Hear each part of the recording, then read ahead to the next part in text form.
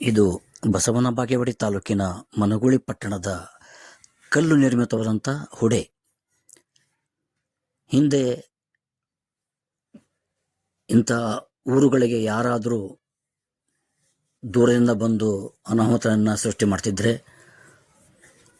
ಅಂಥವರನ್ನು ಎತ್ತರದಲ್ಲಿ ಹೋಗಿ ನಿಂತು ನೋಡಲು ಮತ್ತು ಆ ಪಟ್ಟಣ ಪ್ರದೇಶವನ್ನು ಕಾಪಾಡಿಕೊಳ್ಳಲು ಇಂಥ ಹುಡೆಗಳನ್ನು ನಿರ್ಮಾಣ ಮಾಡ್ತಿದ್ದರು ಎಂದು ಗ್ರಾಮಸ್ಥರು ಹೇಳ್ತಾರೆ. ವಿಶೇಷವಾದಂಥ ಕಲ್ಲುಗಳನ್ನು ಈ ಹುಡೆ ಹೊಂದಿದೆ. ಹಿಂಬದಿಯಲ್ಲಿ ಗೋಡೆಗೆ ಒಂದು ದೇವಿ ಮೂರ್ತಿಯನ್ನು ಇಟ್ಟು ನಿತ್ಯ ಪೂಜಿಸಲಾಗುತ್ತದೆ. ಹತ್ತಿರ ಹೋದಂತೆ ಇದೊಂದು ಬೃಹದಾಕಾರದ ಹುಡೆ ಎಲ್ಲರ ಕಣ್ಣಿಗೆ ಕಾಣುತ್ತದೆ. ಇದರ ಮೇಲ್ಗಡೆ ಹೋದಂತೆಲ್ಲ ಅತಿ ಗಟ್ಟಿಮುಟ್ಟಾದ ಕಲ್ಲಿನ ಮೆಟ್ಟಿಲುಗಳಿವೆ. ವಿಶಾಲವಾದ ಜಾಗೆಯನ್ನು ಇದು ಮೊದಲೇ ಅಂತಸ್ತಿನಲ್ಲಿ ಹೊಂದಿದೆ.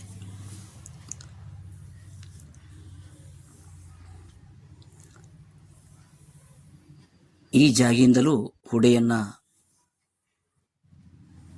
ಅರ್ಥಪೂರ್ಣವಾಗಿ ಕಾಣಬಹುದು.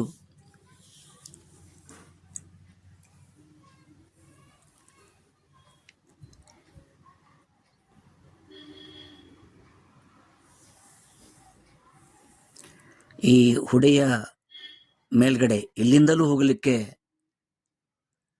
ಕಲ್ಲಿನಲ್ಲಿ ನಿರ್ಮಾಣವಾದಂಥ ಮೆಟ್ಟಿಲುಗಳಿವೆ.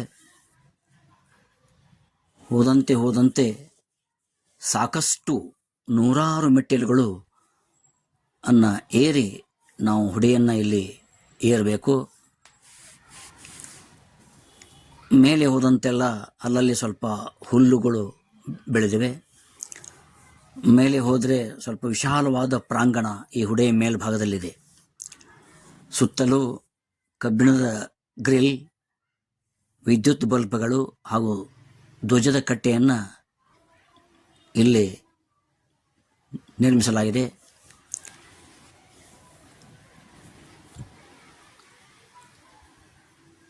ಈ ಹುಡೆ ಮೇಲೆತ್ತರದಿಂದ ನಾವು ಇಡೀ ಮನಗೂಳಿ ಪಟ್ಟಣದ ಸಂಪೂರ್ಣ ಪ್ರದೇಶವನ್ನು ಇಲ್ಲಿ ನಾವು ಕಾಣಬಹುದು.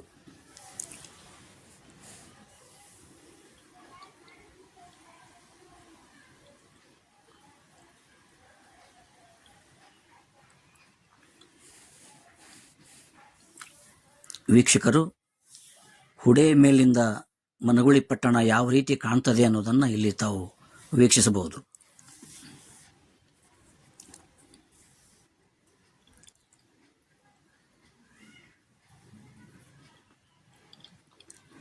ಅತ್ಯಂತ ಭದ್ರವಾದಂಥ ಈ ಹುಡೆ ಕಲ್ಲಿನಿಂದ ನಿರ್ಮಾಣವಾಗಿದೆ. ಪ್ರತಿ ಸ್ವಾತಂತ್ರ್ಯೋತ್ಸವ ಸಂದರ್ಭದಲ್ಲಿ ಇಲ್ಲಿ ಧ್ವಜಾರೋಹಣವನ್ನು ಮಾಡ್ತಾರೆ ಅಂಥೇಳಿ ಈ ಮನಗೂಳಿ ಪಟ್ಟಣದ ಕೆಲವು ಹಿರಿಯರು ತಿಳಿಸಿದರು. ಮತ್ತೆ ಅದೇ ಹುಡೆಯ ಮೇಲ್ಭಾಗದಿಂದ ಕೆಳಗೆ ಹೋಗುವ ಮಾರ್ಗವನ್ನು ನಾವೀಗ ವೀಕ್ಷಕರಿಗೆ ತೋರಿಸ್ತಾ ಇದ್ದೀವಿ. ಅತ್ಯಂತ ಇಟುಕಾದ ಜಾಗೆಯ ಮಧ್ಯದಲ್ಲಿ ಮೆಟ್ಟಿಲುಗಳಿವೆ. ಕೆಳಗೆ ಇಳಿದಂತೆ ಮೆಟ್ಟಿಲುಗಳು ಹಾಗೂ ಈ ಒಳಾಂಗಣದ ಪ್ರದೇಶ ಕಣ್ಣಿಗೆ ಕಾಣ್ತದೆ.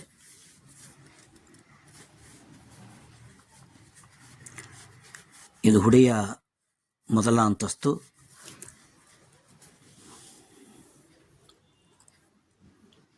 ಈ ರೀತಿಯಾಗಿದೆ ಮನಗೂಳಿ ಪಟ್ಟಣದ ಕಲ್ಲು ನಿರ್ಮಿತ ಹುಡೆ. ನಾವು ಮತ್ತೆ ಈಗ ಹುಡೆಯ ಕೆಳಭಾಗದಲ್ಲಿ ನಿಧಾನವಾಗಿ ಇಳಿತಾ ಇದ್ದೀವಿ.